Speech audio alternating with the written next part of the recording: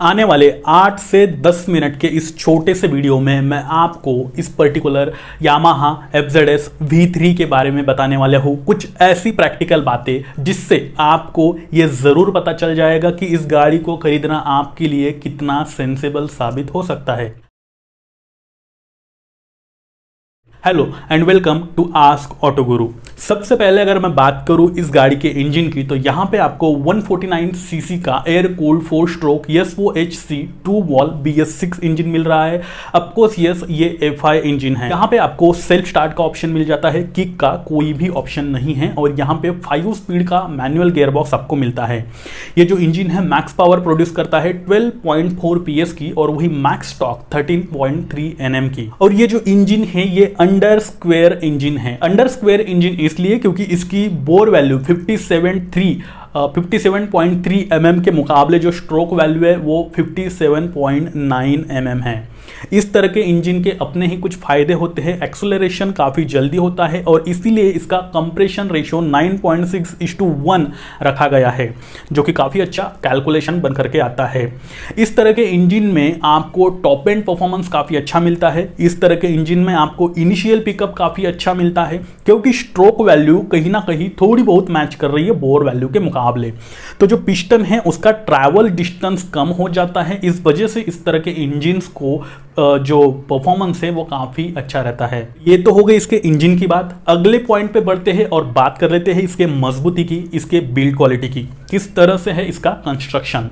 देखो यहाँ पे ये यामाहा की ओर से आने वाली गाड़ी है। यामाहा की जितनी भी गाड़ियां आ रही है उन सभी में जो बिल्ड क्वालिटी दी जाती है लगभग A1 क्वालिटी की रहती है। इसी गाड़ी की मैं बात करूं तो इसमें प्लास्टिक क्वालिटी, ज़्यादातर फैब्रिक मटेरियल यूज़ किया गया है, लेकिन जितना भी है काफ़ी अच्छा यूज़ किया गया है।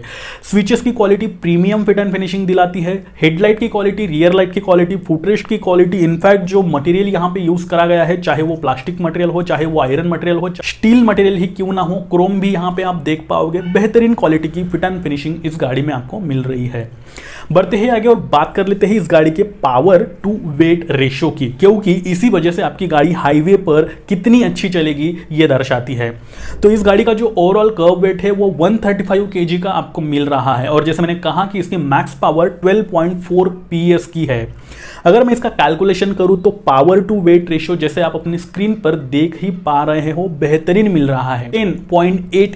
10.88 EHP पर kg का रेशियो यहां पे निकल करके आ रहा है, जो अपनी सेगमेंट में आने वाली बाकी गाड़ियों के मुकाबले बेहतर ही है। इससे भी आपका जो इनिशियल पिकअप है या फिर टॉप एंड परफॉर्मेंस से वो दर्शाता है। और जिस तरह से इस गाड़ी का कर्व वेट मिल रहा है हाईवे पर, ये वाला कर्व वेट है आपको स्टेबिलिटी बनाने में काफी ईजी साबित होता है। साथ ही बढ़ते हैं आगे और बात कर लेते हैं इसके व्हील बेस की। तो यहाँ पे 1330 mm का व्हील बेस आपको मिल रहा है। व्हील बेस यानी दो टायर्स के बीच का डिस्टेंस, अगले और पिछले, ये जितना कम होता है उतनी ही आपकी गाड़ी सिटी राइडिंग में चलाने के लिए इजी साबित होती है। उस लिहाज से अगर देखा जाए तो 1330 mm अपनी सेगमेंट में सबसे कम माना जाता है। नो डाउट आपको सिटी राइडिंग में कम जगह में घुमाने के लिए, ट्रैफिक में से, गलियारों में से निकालने के लिए इस गाड़ी से बेहतर गाड़ी नहीं मिलने वाली। साथ ही इसी व्हील बेस को अगर आप हाई परफॉर्मेंस यानी हाईवे पर स्पीड में चलाना चाहो तो वो स्टेबिलिटी भी कुछ हद तक अच्छी बना करके देगा।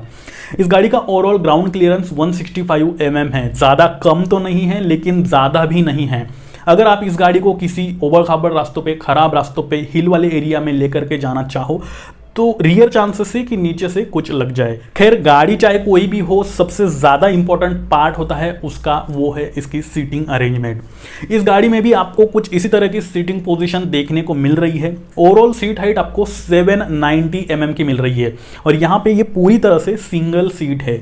Seating position no doubt rider के लिए काफ़ी बेहतरीन है, अच्छी है। कुशनिंग भी कुछ हद तक यहाँ अच्छी आपको मिल रही है। इसी के साथ जो राइडर बैठता है उसकी सीटिंग पोजीशन कुछ हद तक अपराइड है, ज़्यादा झुकी हुई नहीं है R15 वगैरह उन गाड़ियों की तरह।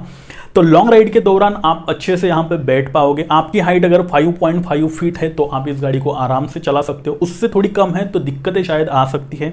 बात कर ली जाए रियर पैसेंजर की या फिर पिलियन की, तो पिलियन जब यहाँ बैठेगा, सिंगल साइड अगर बैठेगा, मतलब दोनों पैर एक साइड में करके तो यहाँ पे थोड़ी दिक्कतें आने के चांसेस है लॉन्ग राइड के दौरान। शॉर्ट राइड में आप बिठा सकते हो, घर में एजेड लोग होते हैं, मम्मी है, दादी है, तो वो लोग भी बैठ सकते हैं। और अगर दोनों साइड पैर करके बैठ रहे हैं राइडर की तरह, तो फिर किसी भी तरह की कोई दिक्कत आपको नहीं आने वाली। काफ़ी अच्छी सीटिंग पोजीशन, पीछे जो ग्रैब रेल्स है वो मिल रहे हैं, साथ ही साथ जो एरिया है सीटिंग ऑफ एरिया वो भी काफ़ी अच्छा, जिस तरह से आप इमेज में देख पा रहे हो, मिल रहा है। इसी के साथ ये गाड़ी अपने आप में कुछ फीचर्स भी लेकर के आती है, जैसे कि आप अपनी स्क्रीन पर देख ही पा रहे हो। यहाँ पे आपको ABS मिलता है जो कि सिंगल चैनल है। मोबाइल कनेक्टिविटी यहाँ पे अब की बार मिल रही है आपको, ब्लूटूथ कनेक्टिविटी है। जो इंस्ट्रूमेंट कंसोल है वो आपको फुली डिजिटल मिल रहा है, पास लाइट का स्विच मिल रहा है, डिजिटल क्लॉक मिल रही है, मफलर कवर मिल जाता है, पैसेंजर फुटरेस्ट ऑफकोर्स यस ये तो मिलना ही है, इंजन किल स्विच यहाँ आपको मिल जाता है। इसमें मिलने वाला जो हेडलाइट है वो ऑफकोर्स यस LED मिल रहा है, लेकिन टेल लैंप और जो टर्न सिग्नल इंडिकेटर जिसे कहते हैं वो बल्ब के आपको मिल रहे हैं। बैटरी की जो कैपेसिटी है 12 वॉट की मिल रही है। लो फ्यूल इंडिकेटर भी आपको इसमें मिल जाता है। कुछ चीज़ें हैं जो आप ऑप्शनल लगा सकते हो, जैसे टैंक पैड है, स्किड पैड है, रियर फुटरेस्ट है, USB चार्जिंग सॉकेट, उसके बाद जो आपका सीट कवर है वो भी एडिशनल आप लगा सकते हो एक्स्ट्रा पैसे दे करके। इंजन गार्ड भी आप एक्स्ट्रा जो है ऑप्शनल लगा सकते हो। इतने सभी फीचर्स के साथ साथ ये पूरी की पूरी गाड़ी आपको एक शोरूम, दिल्ली एक शोरूम की मैं प्राइस की बात करूँ तो ये 1,04,000 से लेके 1,10,000, वैसे इसके तीन वेरिएंट आते हैं आई गेस, तीनों के तीनों वेरिएंट 1,04,000 से लेके 1,10,000 रुपए के बीच में आपको मिल जाने हैं। ये एक शोरूम की प्राइस है। आप आपके नज़दीकी शोरूम पर जाकर इसकी ऑन रोड प्राइस कितनी है पूछ सकते हो। प्राइस भी वेरिएशन होती है हर सिटी में, दिल्ली, मुंबई, चेन्नई, कोलकाता, हैदराबाद, पुणे, हर जगह अलग अलग प्राइस होती है। चलो यहाँ तक तो सब कुछ ठीक है। अब अगर मैं बात करूँ इस गाड़ी के यानी पर्टिकुलर यामाहा के आफ्टर मार्केट सर्विस की, सर्विस नेटवर्क की, या फिर पर्टिकुलर इसी गाड़ी के स्पेयर पार्ट अवेलेबिलिटी की, क्योंकि अगर कोई भी आज किसी भी गाड़ी को खरीद रहा है और मार्केट में कल को उठ के उसके स्पेयर पार्ट ही अवेलेबल ना हुए तो फिर वो गाड़ी यूजलेस हो जाती है, किसी भी काम की नहीं होती है। तो यहाँ पे अगर मैं पर्टिकुलर इस FZS V3 की बात करूँ तो ये काफ़ी पुरानी गाड़ी है, वैसे अपग्रेडेशन चलते आ रहा है, इसलिए स्पेयर पार्ट अवेलेबिलिटी में आपको दिक्कतें नहीं आनी है, पहली चीज़। दूसरी चीज़, यामाहा है, जापानीज ब्रांड है, इंडियन कस्टमर्स की खास तौर पर ज़्यादा केयर करता है। होंडा हो, यामाहा हो, चाहे कोई भी हो, इंडियन भी करते हैं, लेकिन ये वाले लोग ज़्यादा करते हैं क्योंकि मार्केट बहुत बड़ा है इंडिया का, खास तौर पर ऑटोमोबाइल इंडस्ट्री।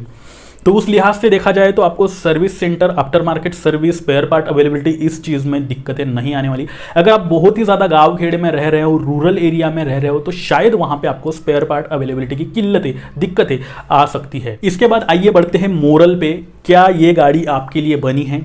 किन लोगों को इस गाड़ी को खरीदना चाहिए? लगभग 1,04,000 से लेके 1,10,000 एक शोरूम वाली प्राइस हम इसमें डाल रहे, तो क्या ये वैल्यू फॉर मनी है? इसकी ओर जाना चाहिए या फिर इससे बेहतर कोई और ऑप्शन मार्केट में अवेलेबल है? तो देखो, ऐसा है कि इससे बेहतर कोई ऑप्शन मार्केट में अवेलेबल है, बिल्कुल है। ये आपके ऊपर डिपेंड करता है, आप यामाहा के साथ जाना चाहते हो या फिर किसी और ऑप्शन के साथ जाना चाहते हो। मैं अगर मेरे पर्सनल ओपिनियन की बात करूं तो यहाँ पे ये यामाहा एक रिलायबल गाड़ी है। ये FZS V3 काफ़ी पहले से चलती आ रही है, लोगों का दिल जी हाँ इसने जीत रखा है। एक अच्छा इंजन आपको मिल रहा है, पावर फिगर थोड़ी सी कम रही तो भी चलता है, लेकिन इंजन बेहतरीन है। यहाँ पे स्मूथ इंजन होते हैं इसके, बेहतरीन इंजन होते हैं।